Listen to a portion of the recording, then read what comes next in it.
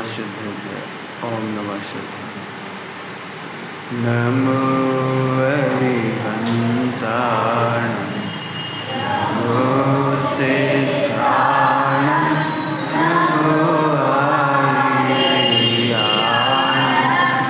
नमो अजाय नमो लोहे सर्वसाहुं।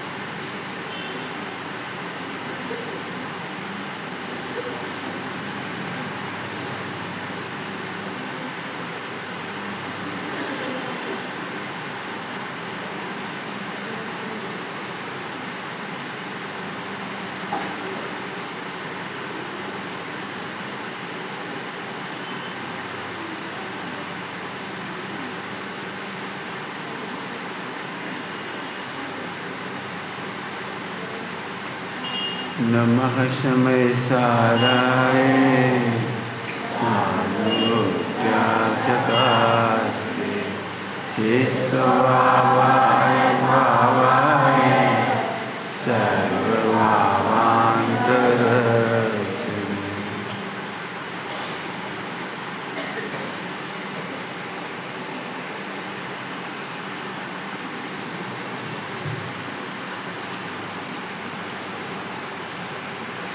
आइए,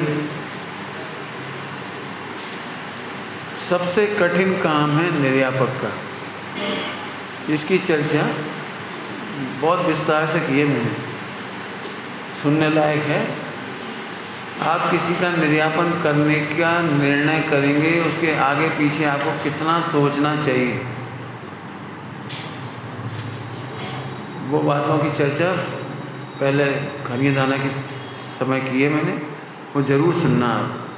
हम हर किसी का समाधि कराने की जिम्मेदारी नहीं ले सकते। क्यों नहीं ले सकते, किन किन बातों का विचार करना चाहिए, वो वहाँ पढ़ना सुनना आप। अभी तो हम आगे बता रहे हैं आपको, इसको बहुत सीरियसली लेना जिसको अपन पढ़ा रहे हैं आपको। आप सब अपनी एक डायरी बना लें और इन बिंदुओं पर विचार करें जिन्हें बता रहे हैं। जैसे अस्वस्थ होने पर, अस्वस्थता की बहुत सारी दशाएं होती हैं, बीमारी होने की बहुत सारी दशाएं होती हैं। कुछ का इलाज हो सकता है, नहीं हो सकता है। इलाज हो सकता है तो आप कैसा इलाज लेना पसंद करेंगे, लिख लो। आपके नियम क्या क्या हैं, लिखित होने चाहिए, लिखित। मसालों में आप क्या लेते हैं, नहीं लेते हैं, पत्तियों में क्या लेते हैं, नहीं लेते हैं, दालों में क्या लेते हैं, नहीं लेते हैं, सब्जियों में क्या क्या लेते हैं, नहीं लेते हैं, लिखित होना चाहिए। यदि आप नहीं बोल पाओ और मना भी नहीं कर पाओ तो पत्र काम आएगा। बच्चे तो कहेंगे दे दो दे दो, समाज की भीड़ जुड़ जाएगी, करो करो, खिलाओ खिलाओ, लेकिन आपका वो लिखा हुआ जो पत्र होगा वो काम का है। आप कैसा इलाज लेंगे, किन भूमिकाओं में, किन कंडीशनों में, कैसी दशाओं में आप कैसा इलाज लेंगे, आप कौन कौन सी प्रतिक्रिया का निर्वाह करना चाहते हैं, इस पर लिखो। मैं इसलिए कह रहा हूँ अभी से लिखोगे तो 10 साल तक उसमें करेक्शन होंगे। कई बार लिखी हुई भाषा अच्छी नहीं होती। वकीलों का एक काम होता है आपकी भाषा को सुधारना। आपने देखा है कोर्ट कचहरी में भाषा कैसी लिखी जाती है। कई बार आपकी भाषा संदिग्ध होगी, देख लियो, नहीं बने तो कर लियो। ये अटपटी भाषा से कई अर्थ निकलेंगे वहाँ, और निर्यापक को इसमें बहुत तकलीफ आएगी, और ये तकलीफ आप ही दे रहे हो। आप निर्यापक को खुले हाथ नहीं दे रहे हो। आपके मिथ्या दृष्टि रिश्तेदार वे आकर के हैरान कर सकते हैं, कोर्ट में मुकदमा कर सकते हैं कि जी हत्या कर रहे हैं। आपको अपने संबंधियों का परिचय देना होता है उसमें, जो लिखते हैं मैटर, कि हमारे फला फला रिश्तेदार बड़े प्रभावशाली हैं और ग्रहित मिथ्या दृष्टि है। तो लिखा है जिनके ग्रहित मिथ्या दृष्टि हों और मिथ्या दृष्टि राजा हो, मिथ्या दृष्टि मंत्री हो, मिथ्या दृष्टि प्रभावशाली व्यक्ति हो, तो वहाँ पर निर्यापन नहीं करेंगे, निर्यात नहीं करेंगे। द्रव्य शीतकाल भाव का निर्णय करते हैं निर्यापन। सबसे ज़्यादा संकट जिसकी हम समाधि कर रहे हैं उससे नहीं होती। यहाँ इसको तो दिन रात सेवक करना ही है, संबोधना है ही दिन रात, लेकिन बाहर का दबाव आता है बहुत ज़बरदस्त होता है। मैं बीमार रहा था, मैं जानता हूँ कितना प्रेशर आता है। जिधर से ही फ़ोन आएगा तो का दे रहे, और उन्हें सब बताओ का दे रहे, और सबको एक सुझाव आता, हमरी मानो तो सोंठ को काड़ हो जाए। देखो अब कौन को नहीं मानो, हम सुनते ही नहीं। 1000 बेर कही तो सब काड़ हो नहीं दो। अरे भैया 100 जनों ने 100 दवाइयाँ बताई, क्या करें ये बताओ, क्या करें बोलो। हमने तो एक डायरी लिख के रख दी, हमने उसमें एक सजेशन दिया है, जितने लोग आए एक रजिस्टर बना दो, जितने प्रश्न पूछे जाते हैं उनके उत्तर लिख दो, नंबर 1, ताकि बार बार बोलना नहीं पड़े। जितना समाधि करने वाला छपक निर्यापक को हैरान नहीं करता, उससे असंख्यात गुना, मैंने तो कई गुना परेशानी होती भी जो देख भी याद है। हर एक को पूरी रिपोर्ट बताओ, फिर कल का भाव, आज का भाव, का खाओ, का लाओ, तो जितने प्रश्न हैं उनके लिख डालो, जो कोई आ जाए पढ़ लो। नंबर 1। फिर जितने लोग दवाई बताएं दूसरा रजिस्टर रख दे, जहाँ पर दवाई लिख जाओ, जरूरत पड़ेगी ले लेंगे। मैंने निर्यापक को हैरान मत करो, निर्यापक बोलेगा नहीं सबको, सबकी खातिरदारी नहीं करता फिरेगा, सबको समझाता नहीं फिरेगा, सबकी सहमति लेता नहीं फिरेगा। ये सबसे कठिन तूफान का काम है, बाहरी प्रेशर का झेलना बहुत बड़ा प्रेशर है। प्रैक्टिकल करोगे तो मालूम पड़ेगी इसमें। इसलिए लिखित सभी लोग जिन जिनको समाधि की भावना हो वो लिखें कि जो जो विचार आ रहे हैं, ऐसी कंडीशन होने पर आप ऐसा करें, ऐसा नहीं करें, स्पष्ट। ठीक, तो एक बात तो अपन ने कल बताई थी, यदि ऐसी कंडीशन हो जाए उठने बैठने लायक ना रह जाएं, चलने फिरने लायक ना रह जाएं, तो अभी हमें आप हॉस्पिटल के ICU में भर्ती नहीं कराना। ठीक, अब अगला पढ़ रहे हैं अपन लोग। यदि मैं स्वयं ही आकुल व्याकुल होऊं तो साधर्मी जन कृपा करके मुझे जिनागमानुसार अत्यंत धैर्य एवं प्रेम पूर्वक संबोधें एवं धर्म मार्ग में स्थिर करें। शरीर नाशवान है, इसका बिछोह निश्चित है, अतः शरीर की चिंता कम करें। क्या कह रहे हैं? शरीर की चिंता कम करें और मेरे आत्मा की पूरी संभाल रखें। फिर से पढ़ते हैं, यदि मैं आकुल व्याकुल खुद ही हूँ, भोजन का मामला है तो मैं तो मोह तो कहेगा हमें खिलाओ, लेकिन शरीर छूटेगा एक गारंटी है, कंपलसरी है। तो आप मेरे मोह में मत पड़ना, शरीर के मोह में मत पड़ना, मेरे आत्मा का जो हित है वो करना। ऐसे लिख दे भाई। जिनागम के अनुसार अत्यंत धैर्य पूर्वक, बहुत धैर्य की जरूरत है। जब चीखता है ना, झपक चीखता है, भयंकर जलन होती है, गैस भर जाती है पेट में, हाथ पैरों में भयंकर दर्द होते हैं, उस समय वो सुन नहीं पाता, तो सुनाने वाले को धैर्य बहुत चाहिए, बहुत धैर्य चाहिए, बहुत धैर्य, और प्रेम पूर्वक संबोधें। धर्म मार्ग में स्थिर करें। धर्म मार्ग में स्थिर करें माने मेरी प्रतिज्ञाओं में मुझे स्थिर करें, मेरी प्रतिमाएं हो तो उसमें स्थिर करें। यदि मेरे अनुव्रत हैं तो उनमें अतिचार नहीं लगा, उसमें स्थिर करें। ठीक है, उसका बिछोह निश्चित है, अतः शरीर की चिंता कम करें। बहुत कठिन काम है। फिर कह रहे हैं छपक जिससे ज़्यादा परेशानी उन लोगों से होती है। अब इतना तो मुँह को पानी देवे में का बिगड़ रहा, एक तो सब घी दे, मैंने बताने वाले इतने मिलते हैं और जिम्मेदारी लेने वाले नहीं मिलती। और अभी तो और बताऊंगा, इसमें थोड़ी कठिन परिस्थितियाँ आती हैं इसमें। तो देह की चिंता कम करें और मेरे आत्मा की पूरी संभाल रखें। अगला, अवक्ष दवाओं का सेवन। क्या लिखा है बच्चों? अवक्ष दवाओं का सेवन ये तो हमने ही बोल दिया, तुम पढ़ के आगे बोलो, आगे का लिखा है, मृत्यु की कीमत पर भी नहीं करावे। हाँ, मृत्यु की कीमत पर भी नहीं करावे। शरीर रहे या नहीं रहे, धर्म का पूरा पालन हो, धर्म का पूरा पालन हो। अवश्य दवाएं, अब ये अवश्य दवाएं ये आपको खुद निर्णय करना है, हम नहीं बताएंगे। आप देखिए कौन कौन सी अवश्य दवाएं नहीं लेंगे आप खाने की। कई बार लोग कहते हैं हम खाएंगे नहीं, लेकिन इंजेक्शन लगवा लेंगे। कई बार लोग ऐसा कहते थे हम दवाई का मालिश भी नहीं करवाएंगे, ऐसे भी होते हैं। बाबू भाई जी को मालूम पड़ा कि इस तेल में लगाने का तेल था मालिश करने का, इसमें अवश्य चीज़ डली हुई है, तो उन्होंने उसका भी सेवन नहीं किया, लगवाने में भी नहीं लिया डॉक्टर बाबू भाई जी ने। ये निर्णय आपको करना है। मैं फिर कहता हूँ, आपको बहुत मेहनत लगेगी इसमें, आपको द्रव्य क्षेत्र काल भाव देखना पड़ेगा, आपको परिणाम भी देखने पड़ेंगे, आपको प्रतिज्ञाएं भी देखनी पड़ेंगी, और आपको अपना माहौल भी देखना पड़ेगा। सहयोगी लोग कितने हैं वो देखने पड़ेंगे आपको। अमाइन में एक दादाजी का समाधि हुई, अब 1-2 दिन हो गए और प्यास पानी नहीं पी सकते थे, तो प्यास के कारण शरीर में तकलीफ होती तकलीफ, पानी की कमी हो जाती। तो पंडित साहब ने कहा एनिमा लगा दें, समझ में आए। तो भी इतना बढ़िया बोले कि का फर्क पड़ो, पानी इतने से पियो कि उतने से पियो।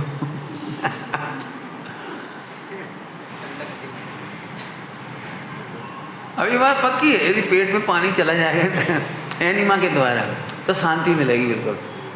लेकिन मैं बोले यहाँ से पानी नहीं पिया, उधर से पानी ले लिया, क्या मतलब निकला। आखिर उन्होंने पानी नहीं लिया और 1-2 दिन जितना भी समय उनका लगा, उसके बाद देर छूट गई। लेकिन एक आदर्श बात हो गई।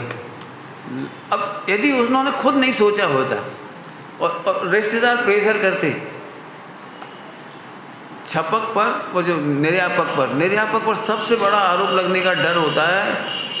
जो लोग बदनाम करते हैं, धर्मात्मा नहीं होते, वेद विज्ञानी नहीं होते हैं, माहौल बिगाड़ते हैं, वे बाहर रह करके ये बातें करते हैं, इनने मार डाला। हम देख रहे थे, वे चिल्ला रहे थे, पानी नहीं था, इनने भी चिल्लाते रह गए रात भर, इनने पानी नहीं था। बोलो इस माहौल में क्या करोगे आप। बहुत वेद विज्ञान और धैर्य चाहिए, बहुत धैर्य चाहिए। दुनिया कुछ भी कहे, मैं फिर कह रहा हूँ, आपका जो लिखित ये पत्र है ना, ये बहुत काम का है, बहुत काम का है। समझ में आया। छपक जब एक पत्र लिख देता है ना, तो उसकी अनुभूतियाँ कैसी होती हैं वो समझो आप। छपक और निर्यापक के बीच में जब इस सुमेल हो जाता है, सुमेल माने समझदारी हो जाती है, अंडरस्टैंडिंग हो जाती है, तो निर्यापक कहता है हे छपक, तुम्हारे शरीर को अब हम संभालेंगे, तुम अपनी आत्मा संभालो। क्या कहा, हम तुम्हारे शरीर को हम संभालेंगे, अब चिंता तुम्हें नहीं करने, पानी देने नहीं देने, कहाँ देने कब देने, तुम मत चिंता करो, तुम तो अपनी आत्मा संभालो।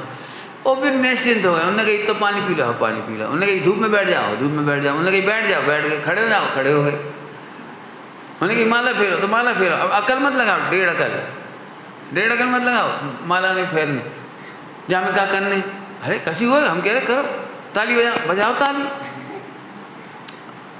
अभी पिछले दिनों में 3-4-5 महीने पहले एक अपने साधर्मी भाई है, उनकी समाधि का प्रयास किया लोगों ने, लेकिन गलत प्रयास हुआ।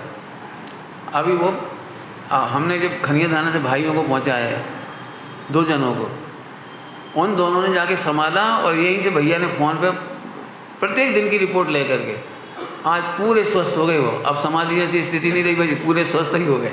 और क्या उन लोगों ने ऐसी व्यवस्था कर रही थी कि अब ये गए, माने गलत निर्यापन ले आए, वेद या सोए जी 5-7 दिन में चले जी, ले आए और महीना भर भाव से सब भग गए। सब छोड़ के चले गए भैया, हम तो अभी तो जा ही नहीं रहे। मैंने बहुत गंदी भाषा में सोनागिर जी में लाके छोड़ गए। सोनागिर जी 2 जनों को पहुंचाया, अभी पूर्ण स्वस्थ। अब मुझे आगे कहना थी उससे आगे बात। अब उनसे कह रहे तुम्हें चलना है, अभी चला ही नहीं है। नहीं, निर्यापक कह रहे हैं आपको चलना है तो चलना ही है, किसी समय घुटने दो गए दुकान दिए, तुम तो चलो, पोंछा लगाओ। क्यों, अब ताकत बढ़ाना पड़ेगी आपको, पाचन बढ़ाना पड़ेगा आपको, अब आप अनाज खा रहे हो, 2-2 3-3 रोटी खा रहे हो, अब आपको ताकत बढ़ानी पड़ेगी काम करने की। अब सुने ही नहीं, बात से कहा हुई है, अरे तो तुम्हें मरने थोड़ी है, जिंदा रहने हैं। वह क्या पढ़ते हो आप लाइन? जीने की होना, मरने की होना मान। हाँ बोलो, तुम क्या पूछ रहे, बोलो। हाँ ये बहुत बढ़िया, बहुत देर से हाथ खड़ा कर रहा था। छपक का मतलब है जो देह, जिसको समाधि हो रही है, जिसकी देह छूट रही है, अंतिम मरण की जो तैयारियां कर रहा है जोरदार, उसको कहते हैं छपक। मुनिराजों के लिए है भाषा, अभी गृहस्थों के लिए कोई भाषा भी अच्छी नहीं आई है।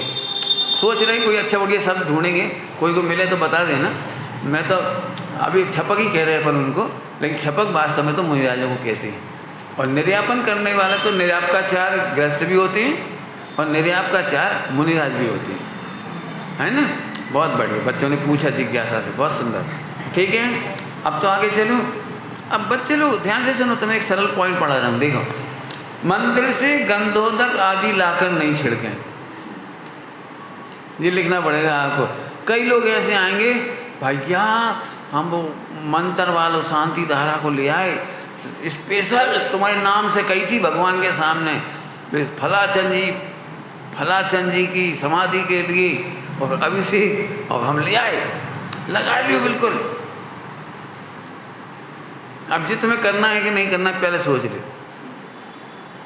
गंधोदक लगाना अलग बात है, और गंधोदक से गृहीत मिथ्यात्व करना अलग बात है। गंधोदक को आदर देना अलग चीज़ है, सिर माथे पर लगाना अलग चीज़ है। और एक इतने दर्द हो रहा है, इतने लगा दो, घूटे में दर्द हो रहा है, घूटे में लगा दो। समय शिखर जी मैंने देखा मंदिर के अंदर, समोसरण मंदिर है वहाँ पार्श्वनाथ भगवान का, मैंने वहीं पिला देती हूँ, वहीं अभिषेक किया, झट लिया, अरे इतनी सी डब्बी में दो, भाई पी लो। हाँ समय शिखर जी है। आप यदि 2-4 घंटा बैठोगे ना वहाँ, समय शिखर जी को समोसरण मंदिर जो विमल सागर जी का, वो जो साहित्य भवन के सामने, बिक्री केंद्र के सामने, वहाँ यदि आप बैठोगे तो आपको मिल जाए ऐसे केस। 11 रुपये दो, 21 रुपये दो, 101 रुपये दो, पुजारी को झट आके अभिषेक कर देगा, फिर एक डब्बे में पी जाओ। समझ गए? उन्हें आपको गंधों तक छिड़कना है कि नहीं, दवा की तरह इस्तेमाल करना है कि नहीं करना। अब जो लिखने पड़ेगी तुम्हें। ठीक है, गंधोदक। अब जब गंधोदक आदि का है तो चंदन भी ले ले। एक व्यक्ति मंदिर में जाता और चंदन, असली चंदन और फ्री को चंदन, वो तो तिलक लगाने के लिए रहता था, लेकिन वो क्या करता था, अरे अपन ठंडक मिल जाएगी, और जो फुंसी होती है तो रोज मंदिर जाए वो लपेट ले, क्या शीतलता मिल जाएगी। अब जी पाप है। गंधोदक तो केवल पुजारी के आभूषण के लिए लगाया जाता है। हाँ, आभूषण के लिए। गंधा क्या है, जो इंद्र बनते ना, इंद्र प्रतिष्ठा का प्रतीक है वो चंदन तो, और क्या चंदन की कह रहे हैं। चंदन इंद्र की प्रतिष्ठा होती है, उसके लिए लगाते हैं, वो उसका कारण है। कई बार देखा होगा आपने, लिखा भी है पुराने पाठों में, इधर लगाते हैं, इधर लगाते हैं, इधर माने कंगन, इधर माने वो बाजूबंद, ऐसे गले में लगा देते हैं माने हार। स्थापना निक्षेप से हार बना दिया उसको। हाँ कानों में दोइयों में लगाते हैं माने कुंडल। हाँ ऐसे यहाँ लगाया जाता है, कर दो ना।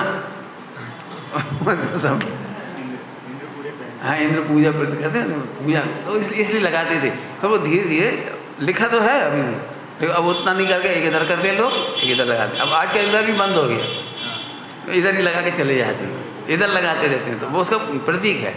तो बोलो भाई, दवाइयों की तरह गैर मिथ्यात्व की झूठे विश्वास की तरह चंदन लगाना कि नहीं लगाना? तो अभी लिखना नहीं लगाना, ये अभी लिखना बहुत ज़रूरी है। मैं फिर कह रहा हूँ आपको, क्योंकि ऐसे लोग बहुत आएंगे, ये भैया यह सो अतिशयकारी चंदन, बा मंदिर की प्रतिष्ठा, बा मंदिर को अतिशय, और फलाने लगाओ तो सही हो गए थे, उनने लगाओ तो आँख खुल गई, लगाते ही खुल गई। अभी भी तुम्हें ऐसे लोग मिल जाएंगे। हम गए और हमने हाथ ऐसे पकड़ो और नमोकार में सुनाई, सो एकदम आँख खोल दी, देखने लगी, और फिर चली गई। मैं इनका कथाओं में कुछ नहीं कहना चाह रहा हूँ, आप ये सोचना ये करना है कि नहीं करना। परिवारजन, अगला पॉइंट, परिवारजन साधर्मी योग्य ज्ञानी निर्यापक जनों का सानिध्य रखें तथा उनके निर्देशानुसार चलें। ये लिखना पड़ेगा आपको। मनमानी नहीं करें। क्या कहा? मनमानी। बड़ी आफतें होती हैं घरों में। निर्यापक गृहस्थों के मामले में तो बहुत ही तकलीफ होती है, बहुत तकलीफ होती है, बहुत आसान नहीं है। मैंने नोट किया है, पूरा प्रवचन किया है इस पर कि गृहस्थों की समाधि कराते समय कितनी परेशानियाँ आती हैं। परिवार जन साधर्मी जन योग्य ज्ञानी निर्यापक जनों की सानिध्य रखें। अब ये सानिध्य रखें मैंने, इसमें बहुत मेहनत है। सानिध्य रखें, सानिध्य रखें मैंने यहाँ से नहीं है कि तुम समाधि कर रहे हो, तुम्हारा बेटा कहो कक्का चलो संभालो तुम, ऐसे नहीं। बड़े विनय से कोई तुम्हारे समाधि कराने आ रहे तो उनसे क्या कहें आपको, जीवन भर का आदर का व्यवहार करो। खान पान रहन सहन निमंत्रण आदि करके उनका दिल जीतते रहो, उनके घर में योग्य व्यवहार करो, लेन देन का व्यवहारिक, ताकि वे इतने प्रफुल्लित हों कि उन्हें एक बार भी ये नहीं सोचना पड़े कि घर जाएं कि नहीं जाएं। समझ में आ गया कुछ? ऐसे नहीं है इस 10 साल तक पूछो ही नहीं उन्हें, और गालियाँ देते रहे और व्यापार धंधे में ठगत रहे और बात बात में उनका विरोध करते रहे मंदिर में, ट्रस्टों में, समाज में। और फिर जब काम पड़ो तो कागज़ खोल के देखो, उन्हें बुलाए जाओ संभालो तुम।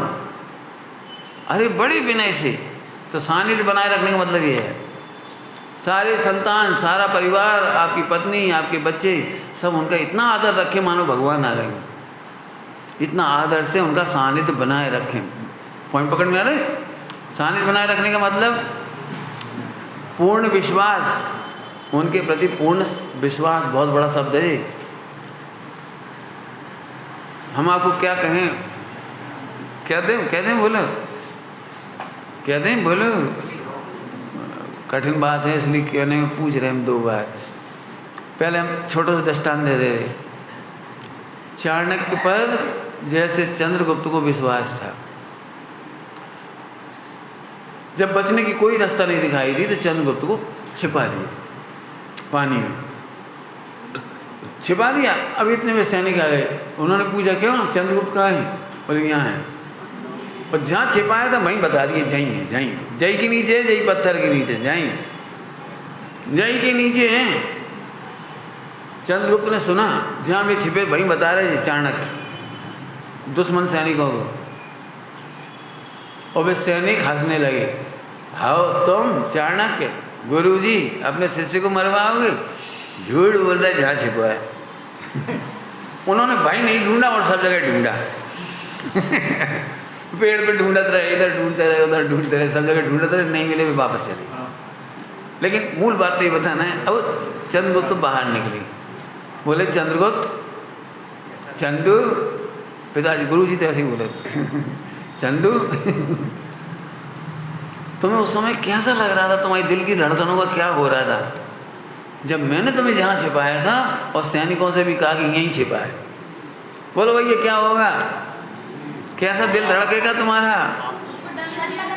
हाँ, लेकिन उन्होंने कहा, पैर छू करके कहा, चरण छू करके, गुरुजी आप गुरु हैं, आप गुरु हैं, आप हितैषी हैं, हमें आप पर 1 सेकंड को भी शंका नहीं, आप जो करोगे हमारे हित में करोगे।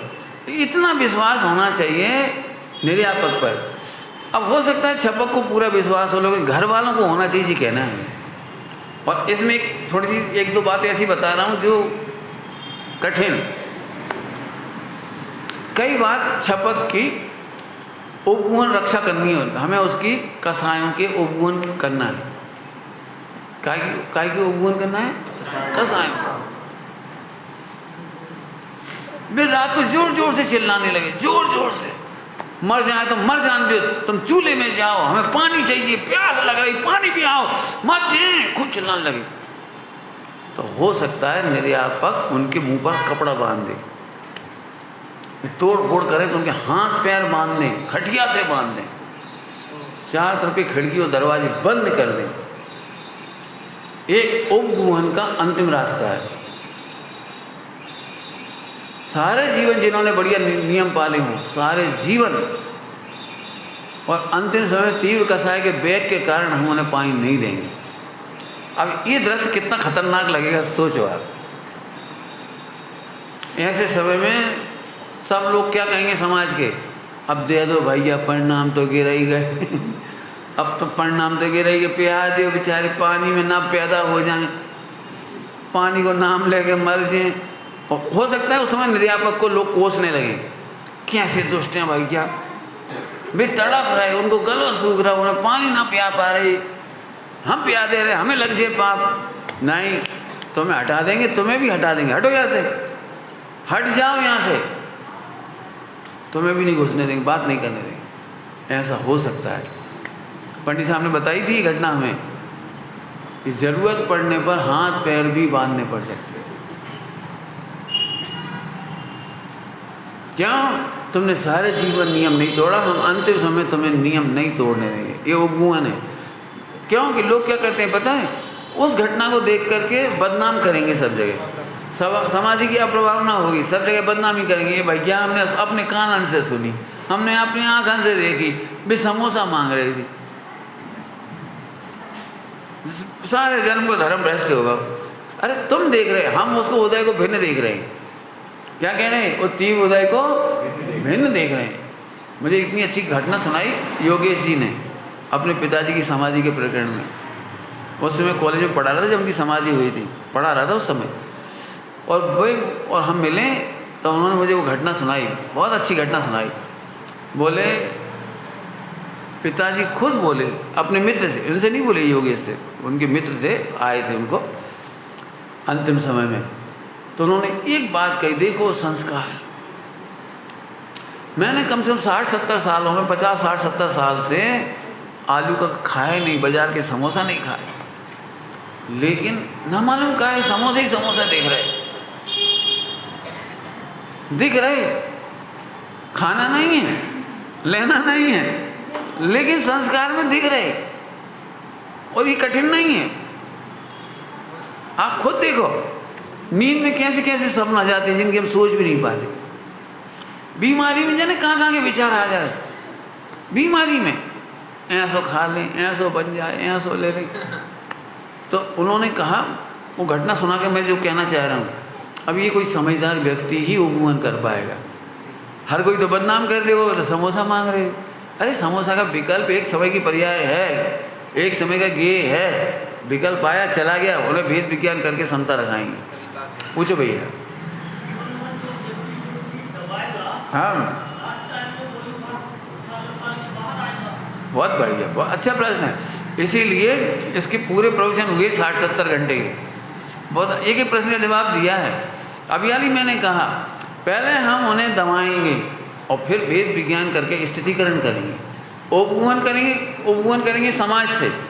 एक 100 साल की प्रतिज्ञा 1 मिनट में हम भंग नहीं करा देंगे, बदनाम नहीं करा देंगे उनको, तो बाहर में बदनामी ना हो, इसलिए उपगुहन करेंगे दबा करके, और बाद में उन्हें भेद विज्ञान कराएंगे। एक बहुत सुंदर घटना, सच्ची घटनाएं हैं बिल्कुल। एक मुनिराज की समाधि हो रही थी, बहुत बुजुर्ग थे, बहुत बुजुर्ग, 90-100 साल के।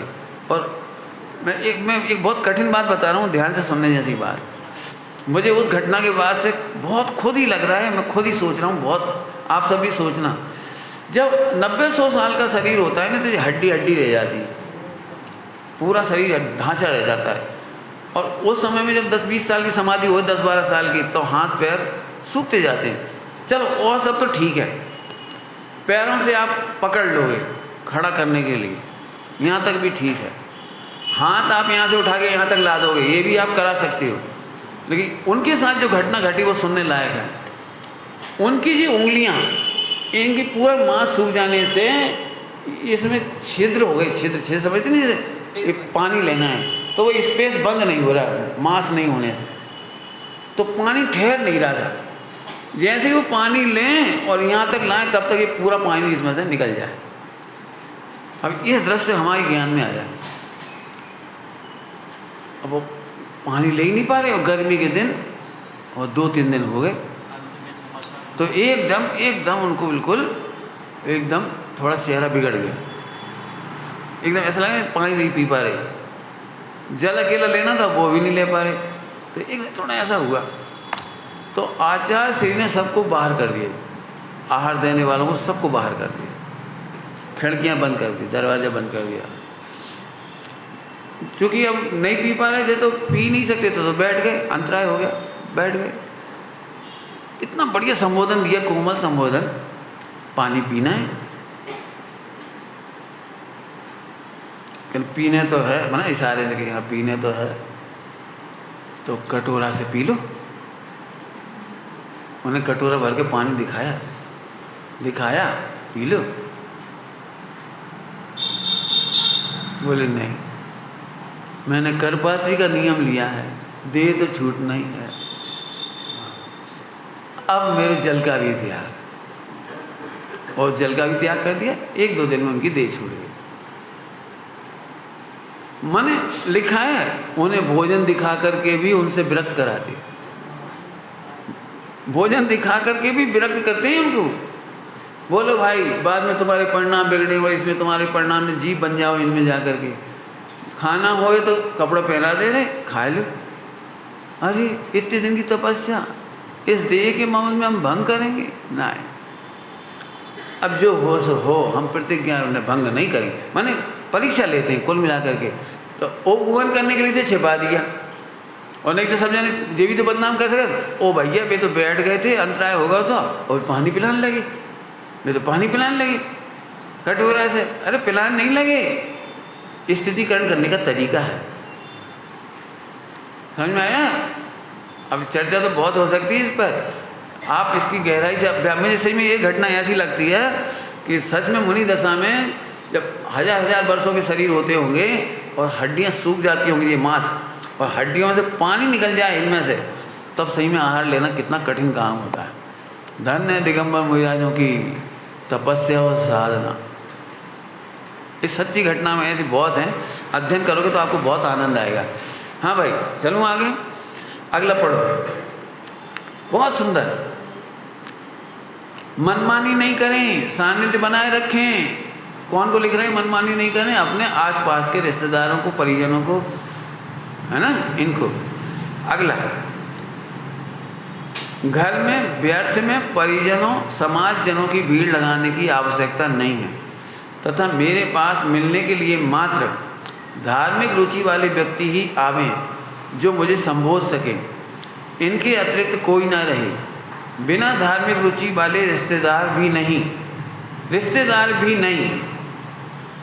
ऐसे रिश्तेदार जिन्हें धार्मिक रुचि नहीं है उनको भी इकट्ठा नहीं करना। कृपया सभी जन ध्यान रखें कि घर में कोलाहल ना हो, शांति बनाए रखें। और एक और शब्द लिखा है, फोटो आदि ना खींचें, फोटो आदि ना खींचें। अब जी तुम सोचो फोटो खिंचवाने की, नहीं खिंचवाने, इतनी मुसीबत है फोटो की। एक तो फोटो के मामले में भी समझ लो, वीडियो बनाना या फोटो बनाने से बहुत रेडिएशन होता है, उससे कमज़ोर शरीर और कमज़ोर होता है। और उसका जो वीडियो वगैरह जो बनाते हैं आजकल आते हैं 4G 5G, इनका इतना तेज़ असर है, इतना तेज़ असर, आप कल्पना कर सकते हो। मोबाइल के ऊपर मक्का रख दो, मक्का, और जब वो वाइब्रेट होता है ना, वाइब्रेट, तो मक्का फूटने लगती है। माने कल्पना तो करो, तबाह से भी ज़्यादा। माने वीडियो आया था, मोबाइल वाइब्रेट हुआ, उसके ऊपर मक्का रखी केवल, और फुट, तुम्हारे क्या कहलाते, पॉपकॉर्न फूट के गिरने लगी। इतना रेडिएशन है, इतना भयानक रेडिएशन है। इतना लिखा है, जिस कमरे में आप सो रहे हो उस कमरे में मोबाइल रख के मत सो। कमरे में मना कर रहा है, छाती की तो क्या बात करें। अबे भी कोई नहीं तो धर्रक हो तो हटा ली क्यों। इधर हार्ट अटैक होते हैं सीधे सीधे, बिल्कुल कहीं रखने लायक नहीं। पूरे उसमें लिखा है अपने कमरे में भी मत रखो, बंद करके भी, ऑफ करके भी, रात को बहुत दूर रख दो कमरे से बाहर। कई बीमारियां तो केवल इसलिए हो रही हैं, अभी मैं उसकी चर्चा नहीं कर रहा हूँ, बस समझना इसको, ठीक है। तो हाँ, फिर से देखो, अब ये भी एक बड़ा कठिन काम है, निर्यापक का बहुत बड़ा कठिन काम है जी। क्यों? तुमने खबर ही ना करी और हमें तक ना खबर करी, जो एक बड़ा डायलॉग है। हमें तक मतलब लाड साहब हो तुम, अरे हम तो इनके समधी हैं, हम तो इनके ससुर हैं, अरे तो तुम कच्चू हो। मान ये बहुत बड़ी समस्या है, किसी को भी खबर नहीं करना। निर्वाण अभी बता रहे, निर्वाण सागर जी महाराज जी खनिया धाना में समाधि कर रहे थे,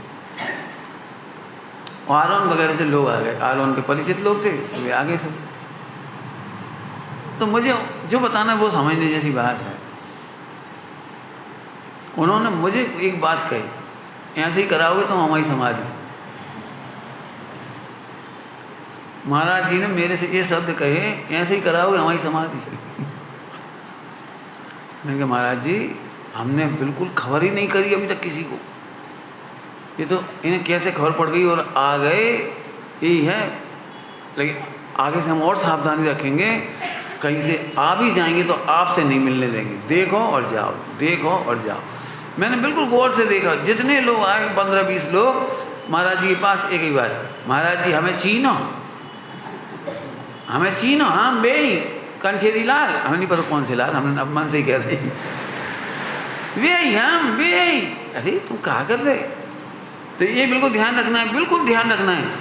परिजन भी आकर के ये नहीं कहें कि हमें पहचाना कि नहीं पहचाना। फिर से सुन लेना सभी लोग, दूर से रिश्तेदार आ जाएं गलती से तो भी वे उनसे बात ना कर पाएं, क्योंकि मोही अपना मोह जगाने को भी निमित्त बनेंगे। वे कहेंगे हम तुम्हारी बिटिया, हम तुम्हारी कुसुम, हम तुम्हारी फला, अब ये नाम नहीं लेना चाहिए निकल कर कुसुम। मतलब कहने मतलब ये नाम नहीं लेना है। हमने खुद देखा खनिया थाना में अपने कोठेदार जी, उसी समय उन्हें भयंकर तकलीफ, दर्द और देह छूटने को हो रही, और सबके सब प्रेशर चार तरफ से घेर लो, सिद्ध बोलो, ओम नमः सिद्धि बोलो, सिद्धि पे बोलो, बोलो हमें पहचानो, तुम्हें पहचानो। अरे कहा मैंने कर कहा रहे तुम जो, अब भी नहीं पहचान पा रहे, अब भी नहीं पहचान पा रहे, जबरन हंगामा। मैंने उस दिन समझा था कि निर्यापक नहीं बनाने का ये नुकसान होता है। वे अच्छे खासे ऐसे पड़े शांति से, तो अभी हिला रहे, दद्दा जग रहे, पहचान लो, नमोकानन पढ़ियो, अच्छे से जाइयो, जबरन लिखा है। जब ये जाने, अब ये न जपत है, जब ये मालूम पड़ जाए कि ना जपता हो, तब उन्हें उनको कुछ संबोधन करना, कुछ संबोधन करना, कुछ मैं क्या बताऊं। मैंने कुछ समाधि मंडल की कुछ वीडियो देखी हैं जो बिल्कुल आगम विरोध है। क्या इसलिए रहा हूँ कि ऐसी गलती तुम नहीं करना, लिखो, मैं फिर कह रहा हूँ लिखो। अचानक आपको कुछ हो जाए और 10-25 लोग इकट्ठे हो जाएं और तुम्हारी समाधि बिगाड़ देंगे। इसलिए फिर कह रहा हूँ सब लिखो कि हमारे पास क्या बोलना है, कितनी भीड़ जुटना है, नहीं जुटना है, हमसे बात करनी है, नहीं करनी है। मैंने एक खूब देखा है, अपने क्या नाम लूँ मैं किसी के, बोलो, पूरा वीडियो बन रही है और सब लोग खड़े हैं और जोर जोर से नमो अरिहंताणम नमो, पूरा कोलाहल। मैं एक काम कहता हूँ आपको, जिस दिन आपका सिर दर्द हो या हार्ट में दर्द हो, उस दिन आप 10 जनों से नमोकार मंत्र सुन के देखना, ये जोर जोर से सुन के देखना जरा आप पे क्या गुजरेगी। और छोटा सा कमरा और बंद कमरा करके सफोकेशन और कर दिया आपने, हवा तक नहीं आ पा रही उनकी, पहले ही उन्हें घबराहट हो रही, तुमने और बंद कर दिया उनको। जब घबराहट हो तो एक आदमी से दूसरा नहीं होना चाहिए उनके पास। और जब बहुत भयंकर सिर दर्द हो तो नमोकार मंत्र जोर जोर से नहीं बोलना है आपको। साइकोलॉजी की पूरी जानकारी होनी चाहिए हमें। 60-70 घंटे जो प्रवचन हुए ना, वो ऐसे ही नहीं हुए, इनमें बहुत एक एक बात को खोजा है और बताया है उसमें कि आपको क्या क्या सावधानी रखनी है।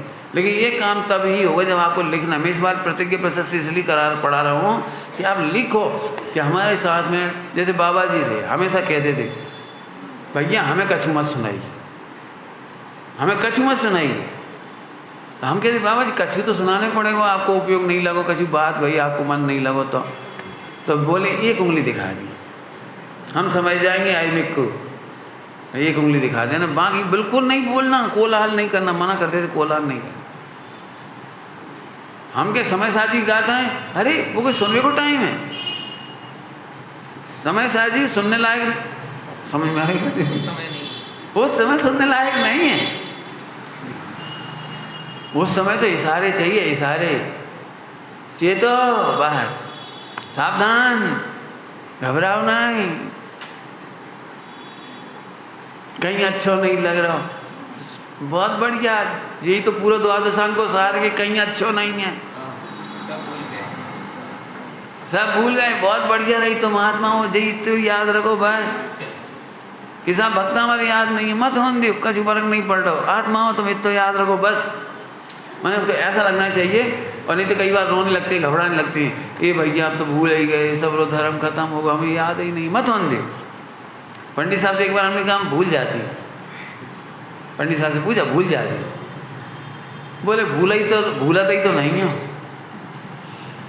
हमने क्या बोला था, हाँ हम भूल जाते हैं, उन्होंने कहा भूलता ही तो नहीं हो, भूल जाओ कि मैं पुरुष हूँ, तुम भूल जाओ कि तुम लड़का हो, भूल जाओ हमारे मम्मी पापा हैं, भूलो, अरे भूल जाओ, हम 100 करोड़ रुपये को इनाम देते हैं, भूल जाओ, मैं करता भोगता हूँ, भूल जाओ,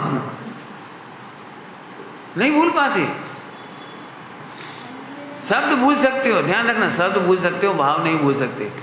पंडित साहब ने फिर एक और उत्तर बढ़िया दिया, 60-70 साल की उम्र में भूल जाते हैं, ये प्रकृति अच्छा करती है। क्या कह रहे पंडित साहब ने, क्या कहा, अंतिम समय 60-70-80 की उम्र में, वृद्धावस्था में भूल जाने की जो बीमारी है, बीमारी नहीं है, ये समाधि में मददगार है। नहीं समझ में आई क्या कह रहे, समाधि में मददगार है। तुम्हें स्त्री पुत्र आदि की याद नहीं आ रहे तो अच्छी बात है, कौन सी बुराई है, और गुण भेद याद नहीं आ रहे बढ़िया है, गुणस्थान भेद याद नहीं है बहुत अच्छी है, नए चक्र भूल गए बहुत ही बढ़िया है, कहाँ बुराई है, बस अभेद याद रह जाए, निर्णय याद रह जाएगा। क्या याद रह जाएगा, निर्णय, जो तुम्हारा भाव भाषण हो गया ना वो याद रह जाएगा। बिल्कुल नहीं घबराना। और एक बात और बता दे रहे, तुम सब लोग सुन लो ध्यान से, बहुत काम की बात है। एक 80-85 साल के विद्वान मोक्षु छिंदवाड़ा में हमें मिले, हमसे बोले नींद ही नहीं आज, तो हमने कितने घंटा सो ले, बोले 2 घंटा। मैंने कहा रोटी खा के फिर दोपहर में, हाँ आधा 1 घंटा दोपहर में ही सो जाते। तो मैंने और को कितना सोओगे, मैं इसलिए कह रहा हूँ वे घबराहट में नींद की गोली खा रहे थे, नींद नहीं आ रही। तो फिर हमने उन्हें बताया कि हाल के जन्मे बच्चे को 23 घंटे की नींद आती है, हाल के जन्मे बच्चे को 23 घंटे की नींद आती है। 20 साल तक आते आते नींद घट के 8 घंटा बजती है, 40 साल तक आते आते 6 घंटा की बजती है, और 80 साल की उम्र तक आते आते 2 घंटा की बचत। तो तुम्हें तो 3 घंटा आ रही है, बहुत है। तुम सबके सामने इसलिए कह रहा हूँ कि तुम में से कई लोग हमें जाके, पंडित जी नींद नहीं आवेगी, बीमारी हो गई। बीमारी नहीं हो गई, समाधि की साधना की सहायक है वो। आधी रात को भी नींद खुल गई, अब कभी बीमारी तो नहीं है, दर्द नहीं है, आराम से बैठो, भक्ति करो, माला फेरो, विचार करो, देह भिन्न आत्मा भिन्न शरीर भिन्न, विचार करो, उसमें क्या दिक्कत है। अरे सोने की तैयारी क्यों कर रहे हो। मैंने इतना घर जब बात, जैसे मैं हूँ, मेरी नींद कम हो गई, मुझे बहुत मज़ा आता है। पहले से जी समाधि की तैयारी चल रही, इसलिए मज़ा आता है। अपने विचारों से अपना सामना होता है, अपने निर्णयों का सामना होता है, अपनी स्थिरता का सामना होता है, अपने तमाम प्रकार की वासनाओं का सामना होता है। ये तो बहुत अच्छी बात है। और भी कमजोरियाँ हैं तो उन्हें क्या करो, अंग्रेजी में कहो तो सोल्ड आउट करो, पेंडिंग मत रखो। कई बार लोग ऐसे ही घबराते, ये भैया नींद आते नहीं है, जाने कहाँ की यादें आते हैं, तो आन दे, कहाँ की यादें आते हैं, इसको सॉल्व करो।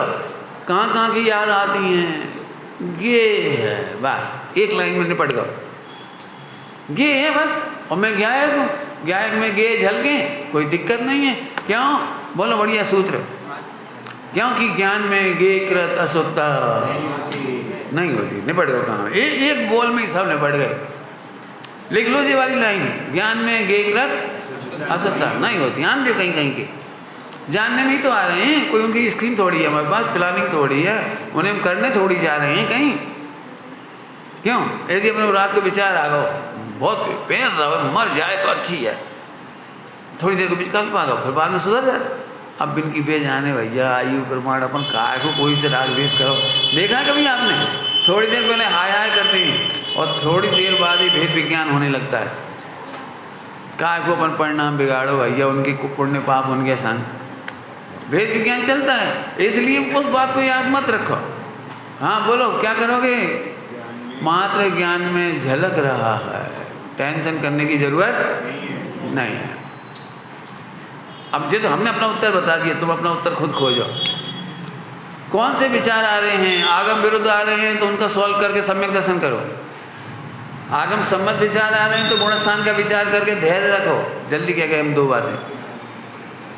आगम विरुद्ध विचार आ रहे हो तो नहीं, आज स्वाध्याय करके तत्वाभ्यास करके भेद विज्ञान करके उसे सॉल्व करो, दूर करो। और आगम सम्मत विकल्प हो तो धैर्य रखो, वो तो होगा ही। अब क्या करोगे बताओ?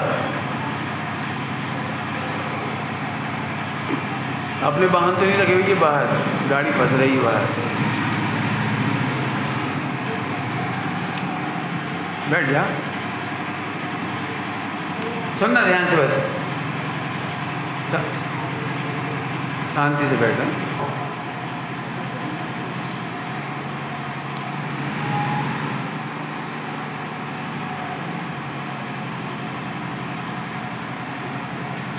हाँ, अब इसको भी देखना, पूरे जीवन स्वाध्याय और तत्व अभ्यास नहीं करे होंगे तो आप अंतिम समय में इन विकल्पों को सॉल्व नहीं कर पाओगे। इसलिए मैं हमेशा कहता हूँ रोजाना के विकल्पों को भी लिख के सॉल्व करो। मैं जो विकल्प सॉल्व करता हूँ अपने, इसलिए मैं बहुत सारे बता सकता हूँ आपको, बहुत सारे। इन्हें आपको सॉल्व करना पड़ेगा, खुद मेहनत करनी पड़ेगी। इसीलिए स्वाध्याय करने की सार्थकता है, चारों अनुयोग के स्वाध्याय की बहुत सार्थकता है। यदि हम नहीं करते होंगे तो फिर वही वाली बात है कि मर तो जाएंगे, वहाँ में क्या फर्क पड़ना है, लेकिन सार्थक नहीं मरेंगे।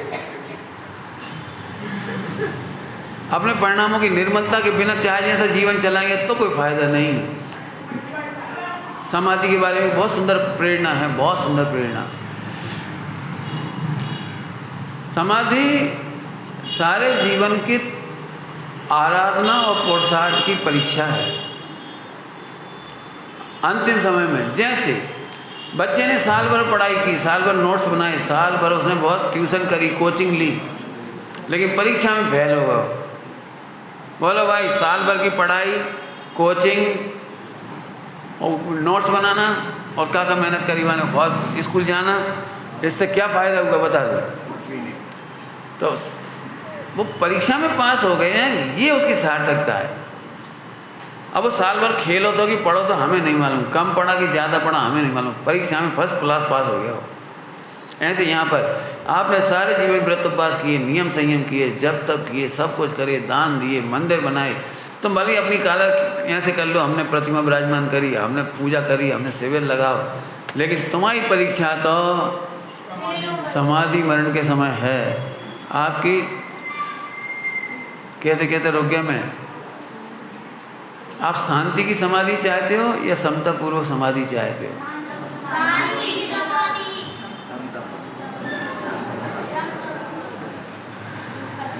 ये शब्द में मेरी बहुत व्याख्या हुई है खनिया दाना में। लोग ध्यान से सुनना, शांति और समाधि का अंतर थोड़ा सा। शांति से मरना और समता से मरने में बहुत जमीन आसमान का फर्क है। शांति से मरने वाले लोग यहाँ से कहते हैं भैया सहो नहीं जा रहा, बेहोशी को इंजेक्शन लगाया दी। जो शांति से मर गए, वे तड़प रहे थे बेचारे, बहुत ही तड़प रहे थे, तो हमने बेहोश कर दिया उन्हें, शांति से मर गए। बोलो भाई, शांति से मरने की समता से मरने? बोलो। दूसरी बात, पूरी जिंदगी कभी ऐसा निदान बंद नहीं करना कि हमें शांति से मरना है। सुनना ध्यान से। कई बार लोग ऐसे हंस के कहते कितनी बढ़िया मृत्यु भाई, 1 सेकंड में हार्ट अटैक भाव वहीं निपट गए, 10-10 साल बिस्तर में नहीं सड़ने पड़ो, बहुअन की नहीं सुनने पड़ी, आराम से बताओ बिस्तर में पड़े पड़े लेटरिन बाथरूम नहीं करने पड़ी। कितनी भाग्य है देखो, 1 सेकंड में चटपट हो गए। अब तुमने तो सोची भी चटपट हो गए और तुमने ऐसा निदान मान लिया कि तुम भी ऐसे ही चटपट होगी। तो निदान बंद नहीं करना, ये करना नहीं कह रहा है। कभी इस बात की अनुमोदना नहीं करो कि एट रैंडम अचानक कोई की देह छूट गई, और कभी इससे भयभीत मत हो कि भैया 10 साल तक बिस्तर पे पड़े रहे, ऐसी दशा हमारी ना हो। चाहे ऐसी हो, हमें क्या मालूम, हमें तो हर दशा में समता रखना सीखना है। वैसी हो चाहे ऐसी हो, हम भेद विज्ञान करके अपनी समाधि सार्थक करें। फिर से कह रहा हूँ, ऐसे बहुत लोग निदान बांध लेते हैं। इस निदान बंद के दृश्य सम्य शिखर जी में बहुत मिलेंगे आप। पारसनाथ की टोंक पर और चंद्रप्रभु भगवान की टोंक पर अनेकों लोगों की देह छूटी है। आपने सुना होगा हर साल देह छूटती है, और उसी समय बहुत सारे लोग कहते हैं, अज्ञानी लोग, ये भैया इससे बढ़िया देह का छूटेगी, पारसनाथ भगवान ने अपने पास बुला लो। चंद्रप्रभु भगवान ने भैया में चरणों में ढोक दो और मस्तक उठो ही नहीं, इससे बढ़िया समाधि का हुई है। मैंने इन शब्दों को बहुत दिनों से देख रहा हूँ, 20, 25, 30 साल से, और स्टडी करी इन चीज़ों की। इसका नाम समाधि नहीं है। ये फिर वही वाली बात है, एक भ्रांति है, शांति से मर गए, ये भ्रांति है। हाँ, निदान मरण नहीं करना, सबको स्पष्ट कह रहे हैं बिल्कुल। जो होगा होगा, हमें नहीं मालूम, लेकिन हम भावना नहीं भाएं किसी चीज़ की कि हमें ऐसे नहीं मरने पड़े, ऐसे सड़ सड़ के नहीं मरना पड़े, ऐसे नहीं मरना। ये क्यों सोचते हो? ये सोचो भेद विज्ञान से जाएंगे। देह छूटे तो भेद विज्ञान हो, देह छूटे तो भेद विज्ञान हो। ठीक है, ये इन बातों का सावधानी रखना। अगला पढ़ेंगे, देखो। धार्मिक रुचि वाले व्यक्ति ही आवे जो मुझे संबोध सके, जिनको संबोधन की शक्ति नहीं हो, जैसे मेरे नेचर के खिलाफ हैं। जैसे मुझे समय सार जी सुनना है और वे भक्तामर सुना रहे, तो यहाँ से लोगों मत बुलाना। मुझे भक्तामर की रुचि हो, वे छेड़ाला सुना रहे, यहाँ से लोगों मत बुलाना। उसका कारण है, आप देखना थोड़ा, बल्कि मेरे से आप कहो तो मैं एक प्रैक्टिकल करने के लिए कहूँगा आपको। जब भी साल भर में आप बीमार हों, आप अपनी समाधि की प्रैक्टिस कर लें, वहाँ रिहर्सल कर लें, बिल्कुल करके देखें रिहर्सल। उस समय जब तकलीफ होती है तो आप क्या सुनना पसंद कर पाते हैं, क्या पढ़ना पसंद कर पाते हैं, क्या विचार करना पसंद कर पाते हैं, किस तरह का संबोधन पसंद कर पाते हैं, खुद नोट करो उस समय। मेरा जब भी बीमारी होती है, साल भर में कभी भी जब भी बीमारी होती है तो मैं अपना परीक्षण करता हूँ, बिल्कुल करता हूँ। मैं जब अभी बीमार था तो रात भर नींद नहीं आती, 3-3, 4-4 दिन और रात मेरी नींद ही नहीं आई। 3-3, 4-4 दिन और रात नींद ही नहीं आई। अब जी भैया लोग, अब रात भर 12 घंटा, दिन में तो निकल जाएगा टाइम, रात को क्या करोगे आप? और जब से श्वास रुकती ना, श्वास, तो लेट नहीं सकते आप। देखा होगा अस्थमा वाले लेट नहीं सकते, ये दोनों नाक बंद हो जाती है और मुंह से श्वास लेना पड़ती है जब, तो लेट नहीं सकते आप। अब वो समय में लगता था कि दिन तो कट जाता है किसी तरह से बड़े आराम से, लेकिन रात नहीं कटती। दिन में तो आप 4 बार कभी पानी पी लोगे, उकाली पियोगे, जो खाओगे वो कछु न कछु करोगे, लेकिन रात भर कुछ खाना भी नहीं है, पीना भी नहीं है, बातचीत भी नहीं करना है। और गजब बात है, आप सुन नहीं सकते, मोबाइल वगैरह बजा करके दूसरों डिस्टर्ब होगा। आप भक्ति नहीं कर सकते जोर जोर से गा करके कि कोई डिस्टर्ब होगा। और रोज़ाना आप बहुत दिनों तक बीमार पड़े तो कोई को जगा नहीं सकते कि रात भर जगो। अब आप सोचो, उस समय मेरे बहुत अनुभव हुए कि समाधि के टाइम तो आपको अकेले का ही भेद विज्ञान, अकेले का ही साहस, अकेले का तत्व निर्णय ही काम आएगा। बढ़िया से बढ़िया संबोधन करता भी रात भर नहीं रोक सकते। क्या बोल रहा हूँ? बढ़िया से बढ़िया साधर्मी भी रात भर नहीं सुना सकते आपको। आपको अकेले में ही करना पड़ेगा। बहुत प्रैक्टिकल हुआ भी हमारे साथ है, बहुत हुआ, बहुत। मुझे बहुत आनंद आया, बहुत आनंद आया। जहाँ जहाँ गलतियाँ हुई, कमियाँ हुई, उन्हें भी नोट किया, और जहाँ जहाँ जीते हैं उसका आनंद भी हुआ। और सच कह रहा हूँ, ये 20-25 साल से जो मैं अभ्यास कर रहा हूँ इस स्वाध्याय का, भगवती आराधना, मूलाचार, ये सब पढ़े मैंने पूरे, आद्योपान 2-2 बार, 3-3 बार, मतलब ये सब ग्रंथ जो मिले, विजयोदय, टीका अलग आदि, तो इससे बहुत सीखने को मिला। और हम आप भी आपको ये प्रेरणा कर रहे, ध्यान रखना।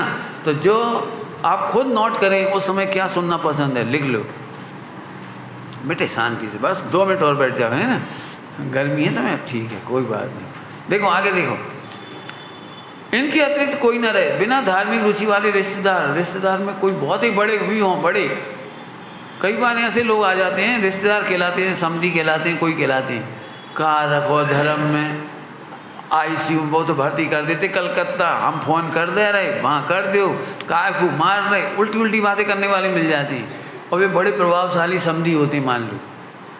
तो उस समय ऐसे लोगों को नहीं इकट्ठा करना, और आ भी गए हो तो मिलने नहीं देना, उन्हें बुरा लग जाए तो बहुत बहुत कठिन बातें हैं। तो फिर समझना, अच्छे भैया अपने सारे रिश्तेदारों के नाम लिखो, उनके नेचर लिखो, उनकी साइकोलॉजी क्या है, रुचि कैसी है वो लिखो, और किस कीमत पर किसको सूचना देना और नहीं देना। हमारे यहाँ निर्वाण सागर जी के साथ साथ एक समाधि और हुई थी, कैलाश सागर जी। तो निर्वाण सागर जी के समय में ऐसी बात हुई कि आसपास चंदेरी वगैरह के लोग आए, ए तुमने हमें खबर ना करी, तुमने हमें खबर नहीं करी। हमने कहा भैया समाधि के टाइम खबर नहीं की जाती। अब इतनी विचित्रता होती समाज में, ऊधम मचता है। ऊधम समझते हो कि जब हमें 48 मिनट के अंदर उनका दाह संस्कार करना है, तो इतनी भी फुर्सत नहीं है कि हम समाज के सब मंदिरों में सूचना पहुंचाएं, सब मंदिरों के अध्यक्षों को सूचना दे पाएँ, इतना भी समय नहीं होता। और जब तक सब लोग आए तब तक तो दाह संस्कार हो गया। तो सारे गांव में ये ऊधम मचता है, इन्होंने अकेले में ही सब कर दो।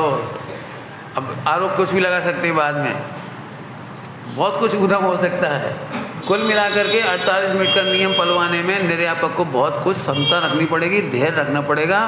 और यदि हम सही हैं तो बिल्कुल किसी का जवाब मत दो। पंडित साहब की बढ़िया भाषा में बोलो, साफ रहो, सफाई मत दो। निर्यापक की बहुत तपस्या है, मैं सच कहता हूँ, मुझे निर्यापक की इतनी महिमा आती है। छपक की महिमा तो यह है कि चलो वो समाधि कर रहे हैं, लेकिन निर्यापक का जो धैर्य है, समता है, वेद विज्ञान है, कोई अद्भुत है। मैं फिर कहूँगा, यदि आप सचमुच समाधि चाहते हैं तो निर्यापक की बहुत महिमा आएगी, और खूब अध्ययन करो इसका। और योग्य विनय, ध्यान से सुनना, योग्य निर्यापक करोड़ों अरबों रुपया खर्च करके नहीं मिलेंगे, और आपकी पात्रता होगी, योग्यता होगी, भक्ति होगी, विनय होगी, और अंतर में समाधि की तत्परता होगी, उल्लसित वीर्य होगा, तो आपको अवश्य मिलेंगे। पैसों से नहीं मिलेंगे, बाकी कहीं नहीं मिलेंगे, लेकिन क्या कहें आपको, पुण्य का उदय होगा, आपकी पवित्रता और योग्यता होगी, तो आकाश से, विदेश क्षेत्र से रिद्धिधारी मुहिराज पधार जाएंगे। आप उन जीवों की सोचो। हथनी, सीता का जीव हथनी में था, हथनी पर्याय में, और रावण का हाथी था, और लक्ष्मण का जीव भी हाथी था जंगल में। और रावण ने फिर आक्रमण किया, और उस जीव ने, हाथी ने, और भयंकर घायल हो गई, वो भयंकर घायल, देह छूटने की स्थिति होने लगी। इधर रामचंद्र जी का जीव स्वर्ग में था, न मालूम क्यों उन्हें ऐसा विकल्प आया, जा रहे होंगे मंदिरों के दर्शन करने के लिए कहीं, और एकदम विकल्प आया, और वहीं देखा तो उसे नमोकार मंत्र, कथाओं में तो इतना ही लिखा जाता है, नमोकार मंत्र सुनाया। वहाँ उन्होंने संबोधन किया उसको, और वहाँ से उसकी गति सुधरी, स्वर्ग में गई, आदि आदि। बोलो भाई, कहाँ से आ गए सुनाने वाले? हमारा तो इतना सा कहना है, सुनाने वाले कहाँ से आ गए, ये बोलो। इसलिए वेद विज्ञान रखो, स्वाध्याय रखो, समता रखो, और खूब भक्ति रखो धर्मी धर्मात्माओं के प्रति।